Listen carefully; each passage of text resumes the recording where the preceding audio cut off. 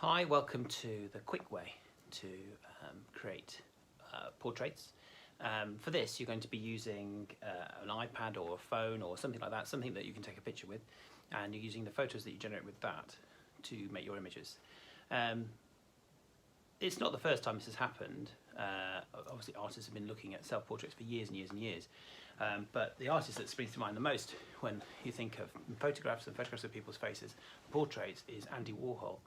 And Andy Warhol was around in the 1960s, all the way through to the 80s, and he produced art like a factory. So the idea of a photograph was fantastic because it was quick, it was immediate, and it was something you could reproduce very easily.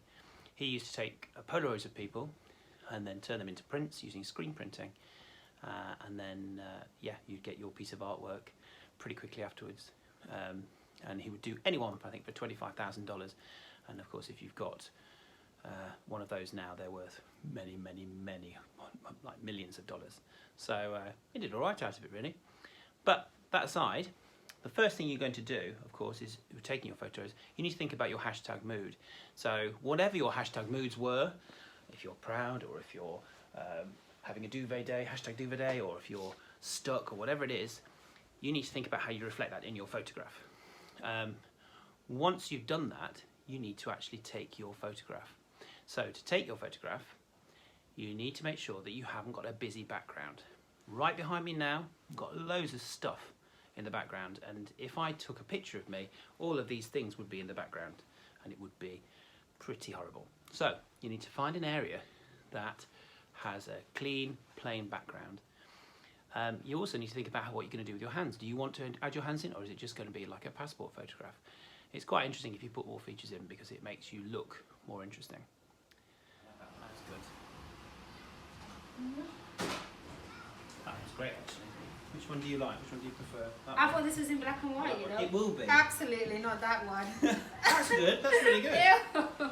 Delete that. That one. No, that one's Delete not. that. Yeah, I'll go with that. That's good. That one's really good. And I like that one too. Okay, then. Yeah, they're great. When you've done that, you then need to adjust your picture, and I'm going to show you that now. So here are the photographs I took of Zara. She looks absolutely fantastic in these. I think this is my favourite one. You can see that the background is nice and plain. There's no interference. So what you need to do on this is you need to go to the edit settings, and the first thing you need to do is go to this tab here, which is the filters setting. You can see just that one there. If you press on it, you can go to the bottom, you get black and white, and that is perfect. That's what you want. You need a black and white one. This way you can really see the shadows, and you can see very clearly how things fit together.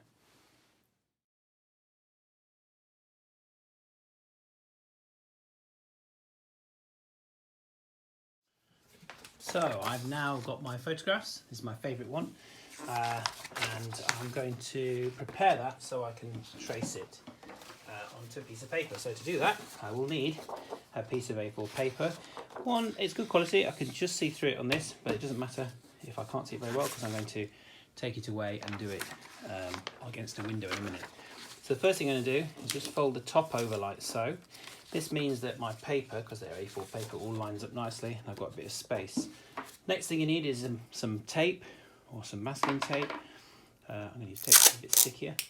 I'm going to tape the photograph onto the back like that. I'm going to do it in two places so it's nice and secure. And that means that now we are ready with our piece of paper. You can see, you can just about see through it. In fact, if I take this other light and I put the light behind it, you get to see the photograph through it, and that's exactly what you want. The next part is to take your image somewhere where you can copy it. So for that, you'll need a pencil, or you can use a felt tip of some sort, or a Sharpie, something like that. So for the next part, you need to get tracing. So I've come upstairs into one of our classrooms, and we've got these lovely windows. You've got your photograph with a piece of paper. You can stick it to a window like that, and you can see through quite nicely outside.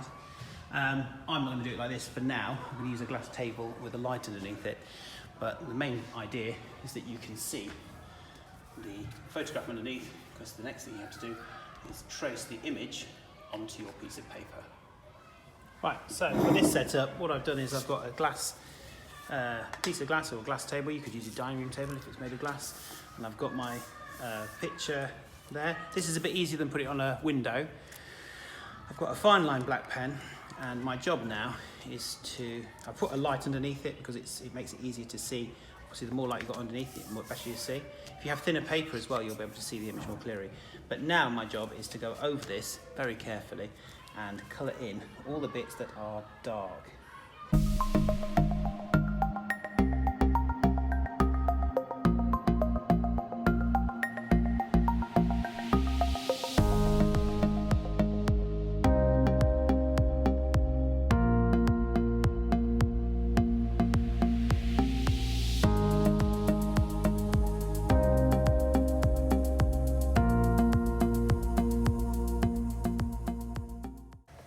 So I've now gone and got a lot of the details on. One thing that's really nice about this is I can keep checking. If you're doing this on a window, every now and then you just need to lift it up a little bit so that you can see your actual picture inside.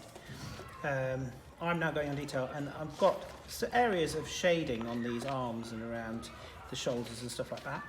As you can see, I put more dots where there's shadow, and it makes it look more like it's 3D. Like here, there's a shadow at the bottom. So if you put more dots down there, it'll start to make it look more like it's an actual three-dimensional form and not just a flat piece of work. I think I'm nearly done on this. I'm going to go around and just do a little bit more checking, and then I'm going to go on to the next part.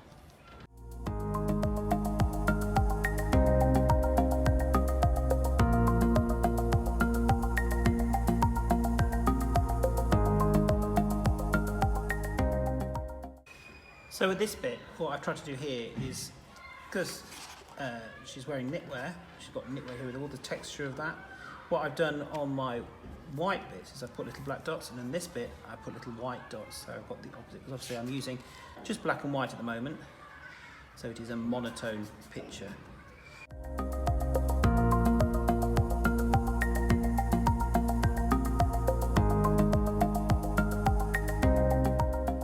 So the last stage that I've got to do now is I'm looking at areas where there's shade, and I'm adding that in by adding little dots.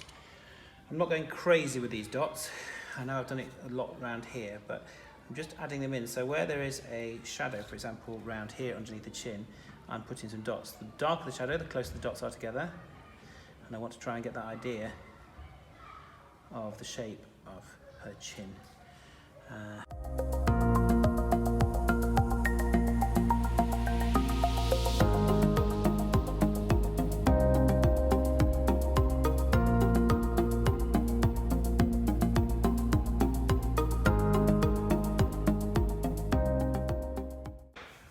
So there we go. So I finished that as best as I think I want to do. The next stage I'm going to do is I'm going to add some colours to the background. I'm going to do that with my felt tips again, which is good because both the things I've used to do my drawing have been permanent markers, which means they won't bleed. So from this point on, it's pretty much the same as it was before. So the first thing I'm going to do now I've got it back is, with my ruler, I'm going to draw, I like this border at the bottom. It kind of matches the original photograph. So I'm going to create a border to go around it.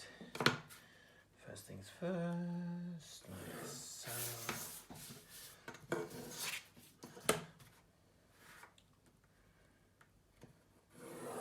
And always remember you make your triangle shape with your ruler.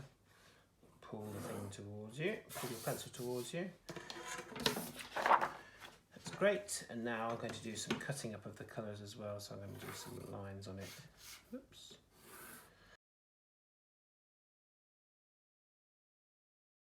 There you go. Now it's time to start colouring, and I'm going to do the same thing again. I'm going to make sure that anything on the inside is going to be the warm colours, and everything on the outside will be cool colours. So I will see you on the other side.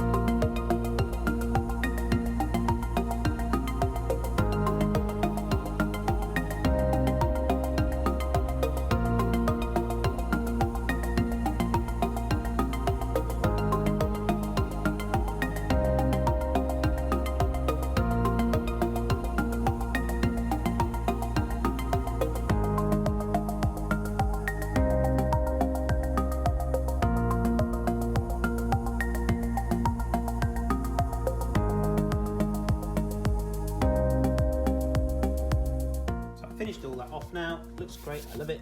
The last thing I'm going to do is get rid of all my pencil lines and just rub those out.